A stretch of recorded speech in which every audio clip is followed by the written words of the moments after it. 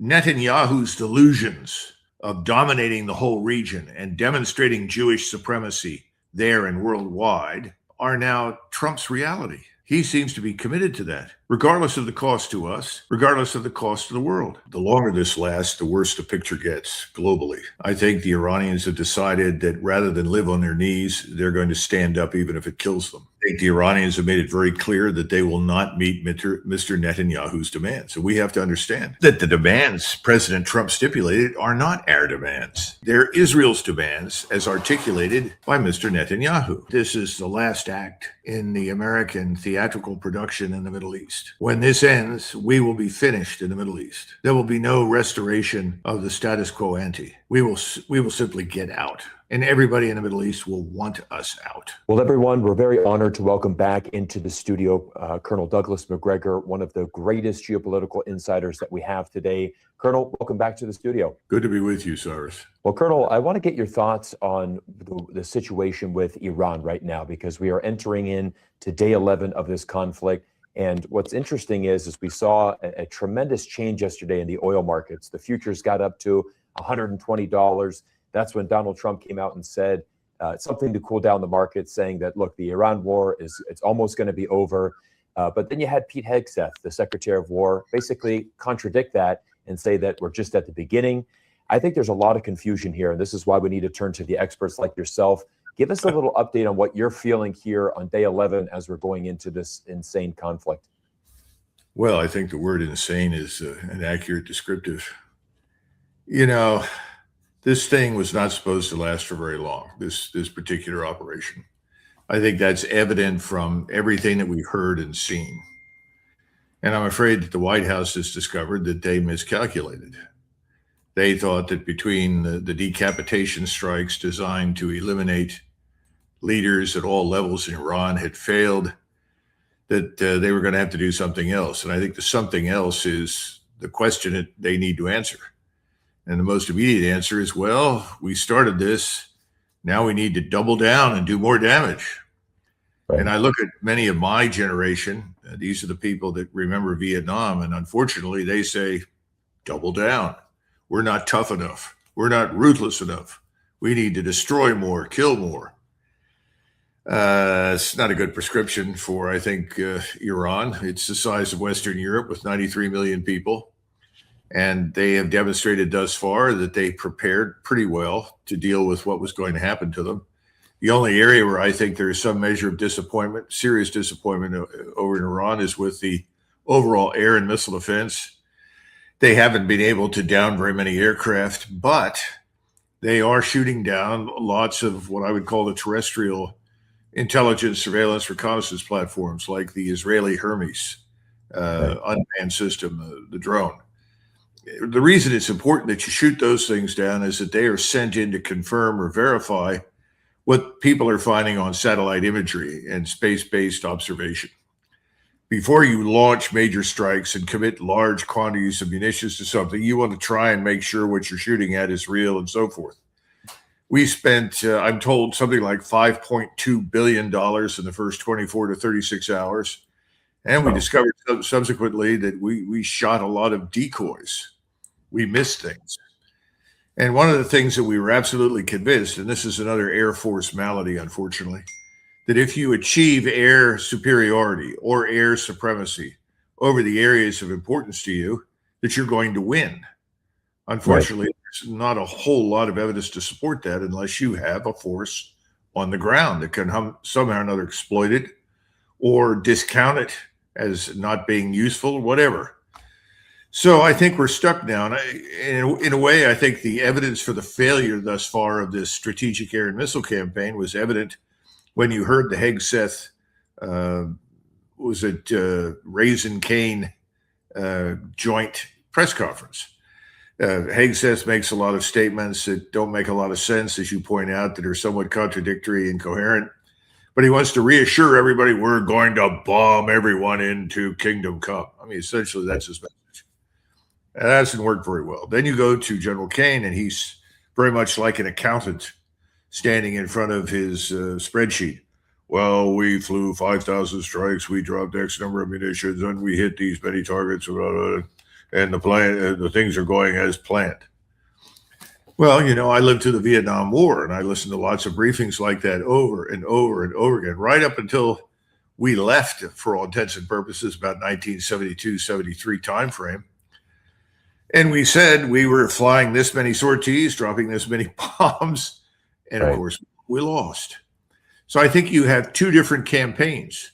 You have the U.S. campaign that's designed first to decapitate. That failed. Now it's designed to destroy.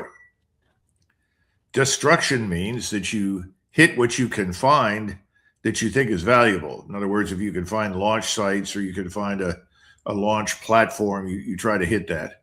Otherwise, what do? You end up bombing things that don't move, buildings, infrastructure, because you can find it, you can identify it, then you can destroy it. On the Iranian side is we've got to survive. Right. That's the number one thing. If they survive, they win. That's not enough for us. We're the ones that have said we've got to conquer the place in order to win the war.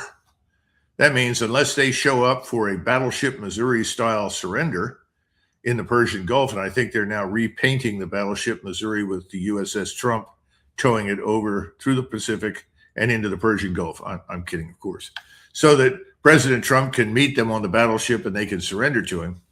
Unless you can achieve that, what do you look like? You look foolish.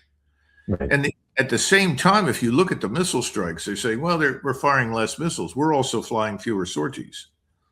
In other words, we've reached that point where, okay, are we having an impact? We're trying to reassess what is the battle damage and what difference does it make? On the Iranian side, they've done enormous damage. 27 plus U.S. bases completely destroyed. Virtually all of the long-range radars that are designed to give you early warning of an incoming missile attack in Israel and across the Gulf and the Arabian Peninsula, they're all gone. They've been destroyed. And now they're taking things apart. I was just looking at some satellite photography before I came on in Kuwait, looking at the U.S. base there. They obviously have excellent intelligence. They know where the CIA stations are. They know where people are located that actually perform tasks that are of importance. They're systematically dismantling our military capability across the Gulf. And they've made it very clear that unless you play ball with us, if you live in the Emirates or these other places, you continue to serve the American-Israeli agenda, we'll destroy everything else. And at the same time, the oil jugular is shutting down. Right. In Qatar, they have no more storage. They're stopping extraction. Same thing in the UAE. They just shut down the world's largest refinery. Why? Well, you can't refine anything else. What's the point? And you have 3,200 ships all over the world idle that are there to bring out oil or come in and load up, and they can't do it. And I thought it was interesting that President Trump said these people on board these ships must be gutless. Why aren't they running through the Straits of Hormuz? Well, President Trump, I got news for you. First of all, insurance companies won't pay for it. And secondly, these people actually would like to stay alive. I guess President Trump doesn't understand what's really happening. All in all, you've got a war without strategy, and that means a war without end. And secondly, you've got President Trump who, let's put it this way, Netanyahu's delusions of dominating the whole region and demonstrating Jewish supremacy there and worldwide are now Trump's reality. He seems to be committed to that, regardless of the cost to us, regardless of the cost to the world. So right now, 25% of the world's oil is offline, and it may be indefinite at this stage. And at the same time, 35% of the world's fertilizer is not on hand. You have to have the components from the Gulf in order to have fertilizer. Now, we can get fertilizer elsewhere, the Russians, maybe Ukrainians. I don't know if they're organized to do anything about it, but the Russians can sell you all the fertilizer you want, I guess. And then you look at the rest of the world, you look at Asia, and everyone is celebrating all the damage they think they're doing to China. You know, the idea being that, China has 100 to 115 days of net import cover in its strategic petroleum reserve. That's hopeful. We've stolen the oil from Venezuela. Venezuela isn't our state. We are not occupying it. We do not control it, but we can take control of their oil, so they can't ship it to China. We see that as a big achievement. Right. And the result is that China is now forced to buy more expensive, transparently traded oil instead of the cheap reserves that they were getting. Well, at what point does China say, that's enough? We're not going to play this game anymore. What do? Do they intervene in the conflict? And then here, what we're seeing in Europe, it's catastrophic. The oil prices are rising without limit. Their storage has fallen now below 30% capacity. Asia, China, India, Japan, South Korea, you're talking about people that take 50 to 75% of their oil from the Persian Gulf. We were looking at an LNG increase this year of about 7%. Well, you can write that off. I think we've got real problems. We haven't even talked about rare earths that are effectively going to be out of our reach unless we do things differently. Not because we can't get rare earths, but we can't refine them. Right. And then in the United States, you've got to look at the very high probability that we're going to see electricity costs rise. They're all natural gas dependent. Higher gas prices at the pump. We could be paying $8 to $10 at the pump per gallon in another, 3, 4, 5, 6 months. We talked about fertilizer, chemicals, feedstocks. All of these things have a petroleum component, and we have to import some of this. Monetary policy, persistent energy-driven inflation is going to make it very hard for the Fed to cut interest rates. So on the whole, I think this is a global energy disruption that is going to lead us to energy poverty, at least in most of the world. And it's going to have a terrible impact. And how long will the entire world tolerate us? Yeah. Colonel, thank you so much for that overview. And I think what I took away from that is just how connected so many different industries are. And we think of, just oil, maybe it's affecting gas prices, but it goes much more beyond that. It goes to almost every facet of our global economy. It's going to affect every region around the world. I mean, we're looking at yesterday, I think was very interesting, right? Donald Trump came out and I think he really tried to cool the markets down. And he tried to announce that, we're very close to achieving our goal. But no one actually has any idea what that goal is, right? We haven't really accomplished much in Iran to date. We've certainly took out the supreme leader, but essentially just replaced him with his 50-year-old son. So there's not really much of a change there. In the early days of the war, we definitely heard that the United States say that the goal was regime change. This was something we heard from the U.S. government, but now we've seen Trump flip-flop on that and actually say, I don't really care who's the leader. It's fine. Regime change is not what we're after right now. Does the United States have any idea what a successful campaign would be? Do we actually know what the Trump administration would consider a victory or a win here? Well, that's an excellent question, and I think it's on a lot of people's minds. The longer this lasts, the worse the picture gets globally. I think the Iranians have decided that rather than live on their knees, they're going to stand up even if it kills them. I think the Iranians have made it very clear that they will not meet Mr. Netanyahu's demands. So we have to understand that the demands President Trump stipulated are not our demands. They're Israel's demands as articulated by Mr. Netanyahu. And what is Mr. Netanyahu's view of the world? The world is a place that Jews must dominate, at least insofar as we're talking about the Middle East. How do they dominate that? Well, they have to dominate it militarily. And why do they have to dominate it militarily? Because they're surrounded by enemies. That's the argument. Well, is there a way to convert some of those enemies to friends? No, that's impossible. Therefore, we will only be safe in Israel when Iran, it's a very serious danger to us because it's big. It has all of these missiles against which we cannot defend. And we're seeing that right now in real time in Israel. And that's unacceptable. So if nothing else, Iran has to be destroyed. That's his view. Right. And President Trump seems to have adopted it, but that's not our interest. Right. We don't have any interest in killing everybody in Iran or destroying all their cities and reducing them to abject poverty. I mean, surely that's not something that works to our advantage as a country. It's another civilizational state, for God's sakes.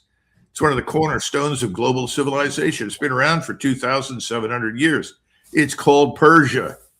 And if we had stayed out of this place, I think you would have seen a regime change in Iran down the line, maybe another 6 months, maybe 12 months, who knows? But the majority of the people in Iran really are not very enthusiastic about this brand of Islam that was imported from the Arab world. They haven't been for some time. And Iran itself has changed dramatically from what it was just 10 or 20 or 30 years ago. It's, Correct. we listen to the propaganda. It's like Khomeini's still in charge. It's 1980. Everyone runs around in a bag. The police are out there driving people into the mosques. No, the mosques are largely empty in the big cities. People are not interested in that. And they are very, very interested in regaining their Persian national identity, their Persian culture, history, language, society.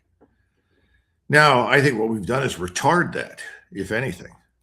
We've made it very unlikely that we'll see anything profound in the near term. I could be wrong. It may be that in 6 months, we'll still get a change over there. But Right. bombing our way to that has been a failure, a disaster. In fact, I had someone sit down with me who's been to that country and showed me the neighborhoods in Tehran that we've destroyed.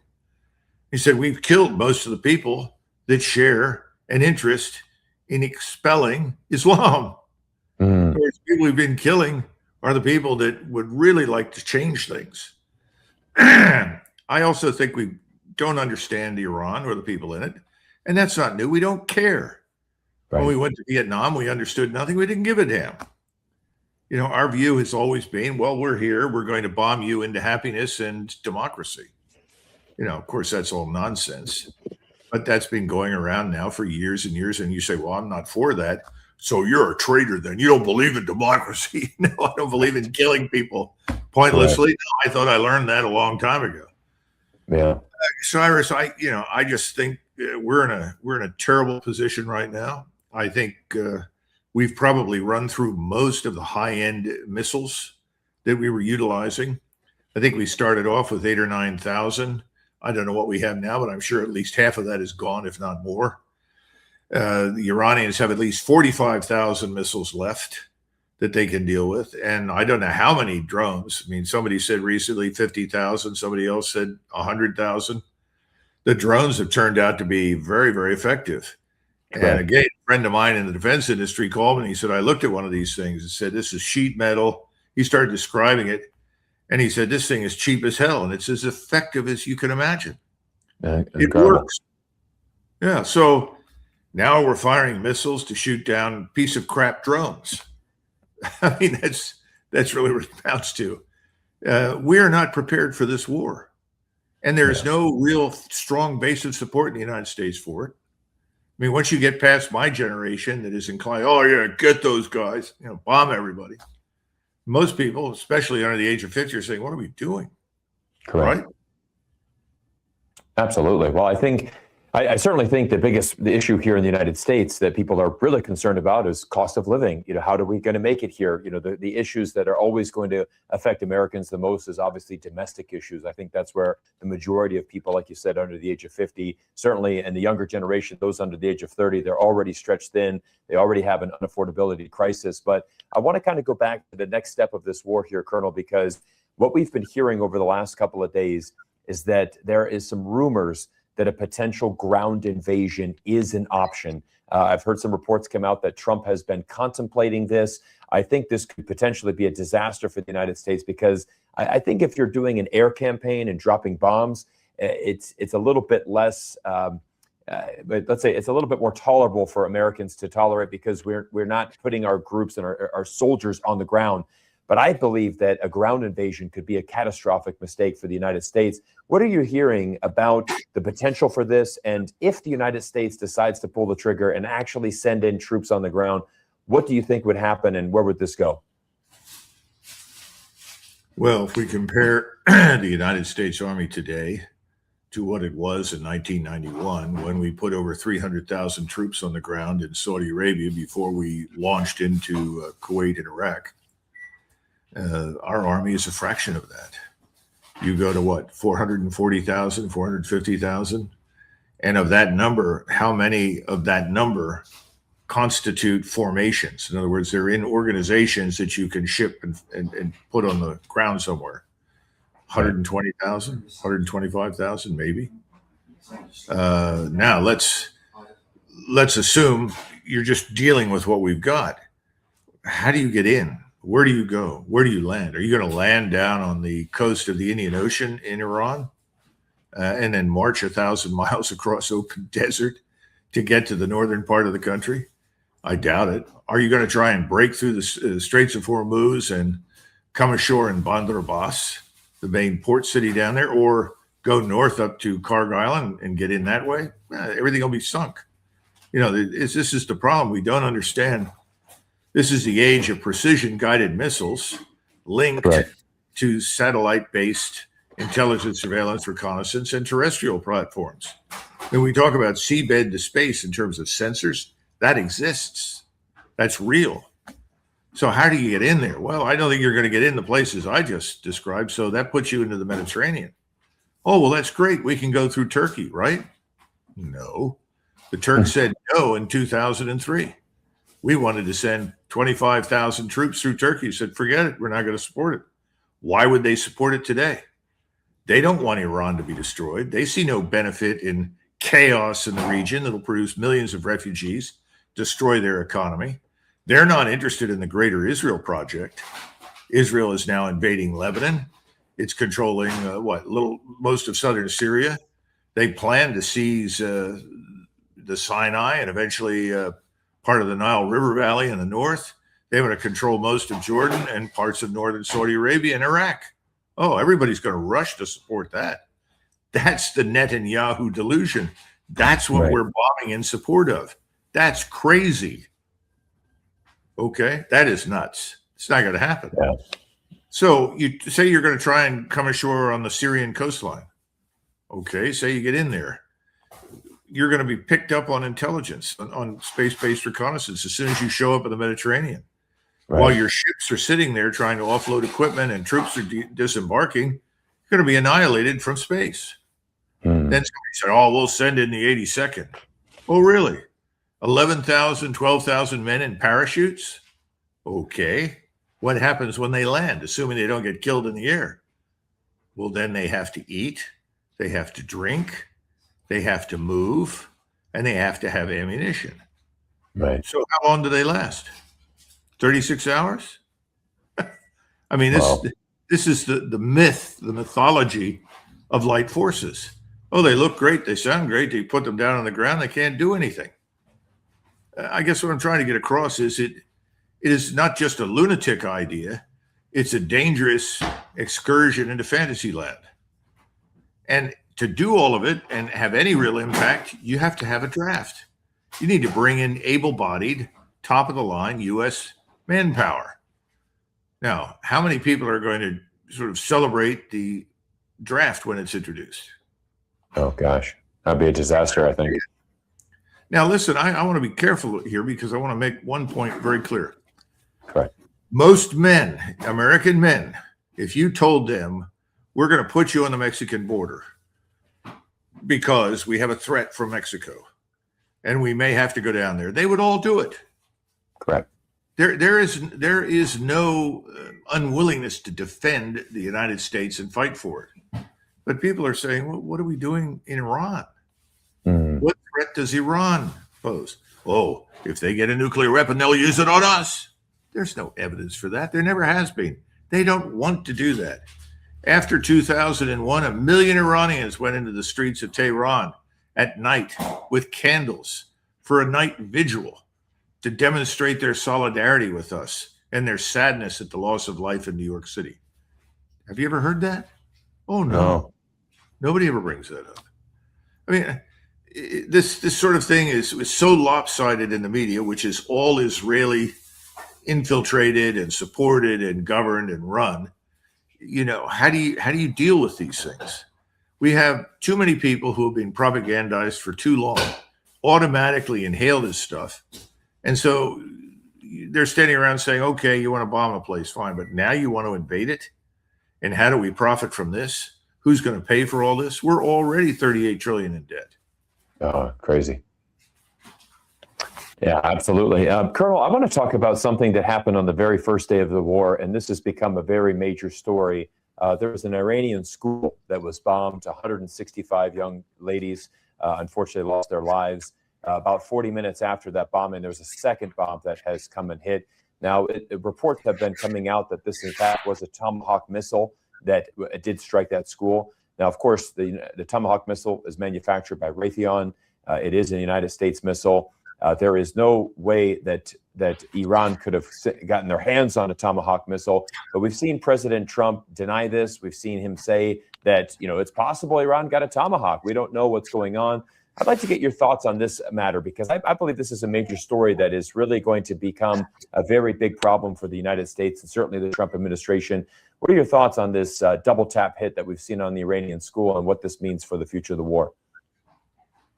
Well, let's first talk about what I consider to be toxic, inflammatory rhetoric coming out of the Trump administration about Iran, accusing them of chopping off the heads of babies and, this kind of nonsense. In wartime, at all times, if you don't know, you tell people you don't know. You've got to say, I just don't know the answer to that question. It's under investigation. And when we know something, we'll tell you. There's nothing wrong with that. Correct. But I think President Trump and his contingent, whether it's Hegseth or somebody else, they're very anxious. Oh, no, we didn't do this, or somebody else did this. They're all afraid if they don't say that, there'll be a lack of support publicly for what they're doing. And that is something I saw with the air campaign in 1998 or 99 in Kosovo. Oh, we can't admit that. The Serbs didn't do it. We did it. Oh, well, we can't say that. Why not? If we say that, well, people won't support the air campaign. And a British officer said to me at the time, if our cause is just, why do we have to lie about it? He was right. Listen, if you can't tell the truth, it's best to say nothing. But ultimately, it's always best to tell the truth, no matter how damaging it may be. I mean, Churchill found that out during World War II several times, the hard way. Right. We did not suffer as much as the British, so we found out a lot of things later. But we've lied before about a lot of things. It's not a good idea. What we know is this, and based on experience, I can say this without hesitation. The airmen who are the targeteers in the Air Force are excellent. They labor night and day through endless quantities of satellite imagery to pinpoint targets, to identify the right targets. So I don't know how this happened, but I do remember that we bombed the Chinese embassy. It was a mistake. Right. That's all it was. It was a mistake. Nobody deliberately wanted to bomb the Chinese embassy. We did not deliberately kill these children. I am sure that was identified as a facility for some other purpose, accidentally or mixed up with something. Now, somebody said, do you think it was AI? I don't know. AI is dangerous because it's automatic. There is no human being that can hit the switch and say, wait a minute, let me check this. This is wrong. So I don't know that, but I can tell you from my experience with the Air Force, they do everything in their power to ensure the target that we are striking is a valid military target. Sometimes we stretch it. We'll hit a factory that makes automobiles or golf carts because we conclude, well, that has some military utility. Not true. We have done that. But that's not what this is. I think this was just a bold-faced error. Somebody mistook something for somebody else. And there are several layers of targeteers. Back in 99, you had 6 levels, dozens of people. And in other words, some Air Force officer doesn't walk in and say to the Air Force commander, here, sir, there's a picture of it right now. I think we ought to get that. No, that's not the way it works. It's scrutinized very carefully. It's a tragedy. I'm sorry it happened. But I do not believe for a moment that it was deliberate. Right. I think I would agree with that. I don't think that they went out and did that deliberately, but I think that if you make a mistake, you've certainly got to own up to that. And I think the problem here is the denying that, right? If it's a Tomahawk missile, it's pretty obvious where that came from. We should be certainly owning up to that mistake. But of course, the honesty and clarity is not two strong suits of the Trump administration right now. Colonel, I'd like to ask you a little bit about this campaign. I mean, we've certainly bombed a lot already over the last 11 days in Iran. You mentioned earlier something interesting. All Iran has to do is survive. And you mentioned the effectiveness of the drones, that they have. I've heard some reports saying that these drones are thousands of dollars, maybe tens of thousands of dollars, but our missiles are sometimes multiple seven figures. How is the United States doing in terms of munition? And are we running strategically low? I think that there was already a very low percentage of our munition, given the fact of, the Ukraine war that has been going on for many years. It seems like we're already very stretched, very thin. We've talked about these missile interceptors for both the United States and Israel are running strategically low. How long do you think that Iran has to survive this? I mean, does the United States and Israel have, is it weeks, is it months left of military capability? That's a shot in the dark. I don't have access to exact figures and data. So I would say a couple of things. First of all, at least at sea, the ships that launch these missiles, they're vertical launchers. They're vertical launchers inside submarines. In order to reload after you've fired your magazine of missiles, you've got to go to a port. Right now, if you're south of the Persian Gulf, you've got to go all the way to Diego Garcia. If you're in the Mediterranean, you go further north and west to ports there. That takes time, and you have to know what you're doing. Missiles are easily damaged. So, first of all, whatever you've got in your magazines, I don't know how much of it we've blown, but I'm sure a lot. And it'll become pretty clear that, some ships are going to have to go back and reload. Now, when it comes to aircraft, you only can carry so much at sea on board a carrier, and you're a long way from your target destination. There's a lot of refueling involved. We just moved a lot of refuelers out of Saudi Arabia. So we're moving further and further away from Iran because the Iranians have demonstrated their ability to reach out and kill us, at great distance. That's a problem. It's a logistical nightmare, to be blunt. And then you have the Air Force is in a little different position. The B-52s, the B-2s, they're in Europe and down in Diego Garcia or up in Great Britain. They can be loaded. They can shoot, drop, whatever they're doing, standoff, or drop. I guess they can drop gravity bombs. My experience with the gravity bombs, though, is that they really don't do much.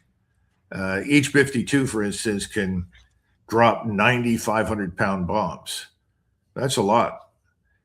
But most of the time, unless you have very, very accurate, up-to-date intelligence, you may not hit anything of value. Now, you can hit a city. You can blow up city blocks, kill lots of civilians. That's doable. But in terms of hitting the military in a meaningful way, not so much.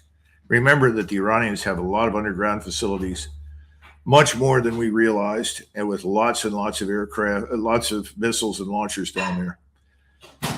But that's what we're going to do. We're going to fly B-52s and B-2 bombers. Now, the B-2 bombers are going to launch more exotic munitions in some cases. They can all launch standoff, JASSM, cruise missiles and so forth. But again, at some point you step back, and I think we're doing this right now, and we're saying, what have we accomplished? What have we really done? And has it made any difference? You have to ask yourself that over and over and over again throughout a war, no matter what kind of war it is. I think we're doing that right now. So I would estimate that by the end of March, beginning of April, we'll probably be very, very low on a lot of things. Now, can we replenish in the meantime? Can we get something off the assembly line? We can't right now do a good job of surging missiles. It's not like a 155 artillery round. You can produce 100,000 of those in no time if you ramp up to it. Can't do that with Patriot missiles, standard missiles. These kinds of things just take time. Yeah, absolutely. Colonel, we often hear that Western media portrays Iran as a very weak military threat, to the United States. But I think, as you've mentioned here, that the objective here is to survive. They have a lot of capabilities with these drones, a lot of underground missiles. What do you think is the biggest misconception that most Americans have about Iran right now? I think there was an assumption that the Iranians were no different from their Arab neighbors. And the Arab neighbors are not historically a martial people. They do not invest heavily in military power. Most Arab states, most of the time, are trying to put food on the table and keep their populations from killing each other or being restive and overthrowing their government. Good example, of course, is Egypt. You know, there are almost 100 million people living in Egypt, and they're still on an infrastructure that was originally designed for 30,000. So they've got huge problems. They've got to feed those people. It's an enormous challenge. And that's the largest Muslim Arab state in the world. Now, when you go to Iran and Turkey, you're dealing with different people, Persians and Turks. Both Persians and Turks have very long histories. The Turks are, again, thanks to the Ottoman Empire and many centuries of domination, they represent a civilizational state that is different from Persia, just as Persia is different from the Arabs. They are martial people. And I think the Turks, if they are engaged in a war, will fight you until everyone is dead. And I think the Iranians will fight you until there is almost nothing left of them. I do not think that we're going to go there because I don't think we can keep it up. I think finance, economics, all of these things will intrude. And I also think in time, as the truth begins to come out and we see that we too have suffered casualties, which we're not really talking about, and Israel in particular is very heavily damaged, and that grows worse every day. We just had the 33rd wave of missiles and drones hurled at Israel. It's done enormous damage again. The Israeli press censors everything. You can go to jail for showing evidence of any bombing at all while it's going on. So I think the real question here is, when does Netanyahu stand up and say, that's it? And to me, that's the greatest danger.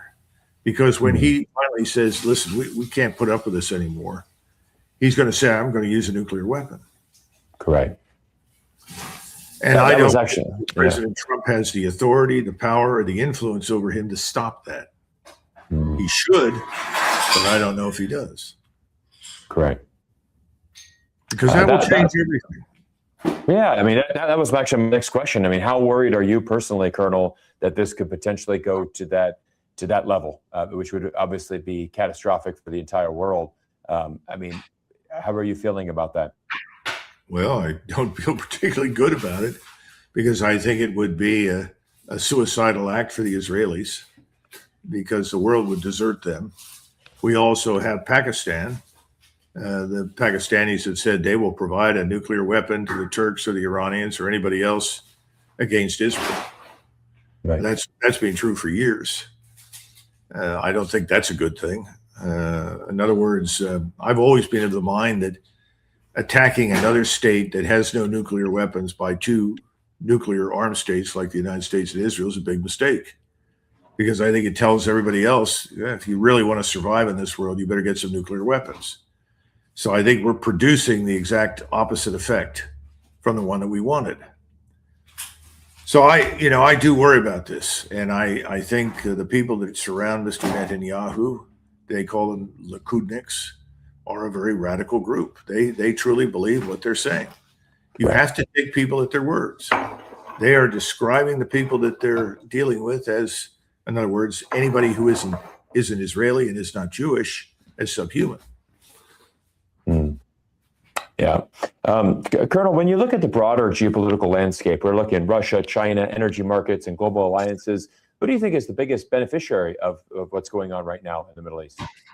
Well, if there is a beneficiary right now, it's Russia. Right. And the crisis, the energy crisis in Europe is particularly acute. And I think Mr.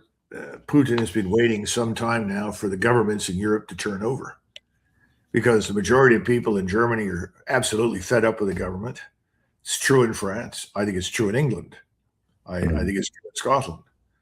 So the question is, in his mind, I don't want to fight these people. I'm just going to wait. In the meantime, I'm going to sell oil elsewhere into other markets, and the biggest markets are Asian. And so he's doing that, and he's making, billions. So for all of the geniuses that were trying to use Ukraine to destroy Russia and harm Russia, they've destroyed Ukraine. It's probably not even going to exist anymore as a viable nation state, given the losses they've sustained. They've told all these lies about how Russia has failed and Russia's lost. No, Russia's been very successful. But he's preferred to exercise patience and wait for things to fall apart rather than expend large numbers of Russian lives to make them fall apart. Correct. I didn't always understand that at the beginning, but I think in the history of Russia, no one has been more concerned about Russian life than Putin, which is, Mm, I pay tribute to the man for that because his predecessors certainly never felt that way. correct. But the bottom line is no, Russia is coming on top. And I don't think, I thought perhaps President Trump yesterday, when he called Mr. Putin, was going to say, look, we've got to focus down here in the Middle East. I want to wrap this up in Ukraine. I'm pulling all American advisors in and out of uniform, everybody in Ukraine out. I'm ceasing any more aid to Ukraine, stopping equipment, stopping cash from going there. I want to settle this. So if this is going to happen within the next 24 hours. When that happens, call me and we'll start talking. I'll send a team over. We'll sort the territorial arrangements out. That's Right. what I would have done. So let's stop screwing around with this dead end in Ukraine, which has become a bottomless pit for money and resources. Stop fighting Russia and find a way to end this thing in the Middle East. But that didn't happen. And I Yeah. don't see anybody thinking like that. Yeah. Colonel, one last question for you today. Do you believe that the United States is making the same strategic mistakes that we did in Iraq and Afghanistan? Are we preparing ourselves for another, forever war? I mean, we were in Afghanistan for 20 years. Is there a chance that the conflict goes down that similar road? No, because I don't think we can finance it and sustain it economically. But I think what we are doing is that this is the last act in the American theatrical production in the Middle East. When this ends, we will be finished in the Middle East. There will be no restoration of the status quo ante. We will simply get out, and everybody in the Middle East will want us out. I mean, if you're living in the Gulf right now, what have we demonstrated? We can't protect them. Right. Our deterrence has failed. So what good are we to them? Well, very, very powerful way to conclude our interview today. Colonel, I want to just say thank you so much for being a great patriot, and thank you for coming on the show to educate our viewers and all of us about the truth about this war and conflict. And I'll look forward to speaking with you again in the future. And thank you for everything you do. Oh, thank you, Cyrus. Bye-bye. Everyone, I want to thank you for making it to this point of the video and watching today's very important interview with Colonel Douglas Macgregor. As always, we're committed to bringing you the best insights that you can find into geopolitics around the world, and I want to give a huge thank you to Colonel Douglas Macgregor for his incredible time. He recently launched his own Substack news channel, and I would really appreciate if you can give him a follow on Substack. We're going to drop the links down below. As we continue to report on everything happening in 2026, it's so important to seek out independent voices. And this is why we have established a YouTube channel to tell you the stories that traditional media will not tell you and to give you those insights so that you can better understand the world that we live in. Everyone, my name is Cyrus Jansen. Thanks for being here today, and I can't wait to see you all in our next episode soon.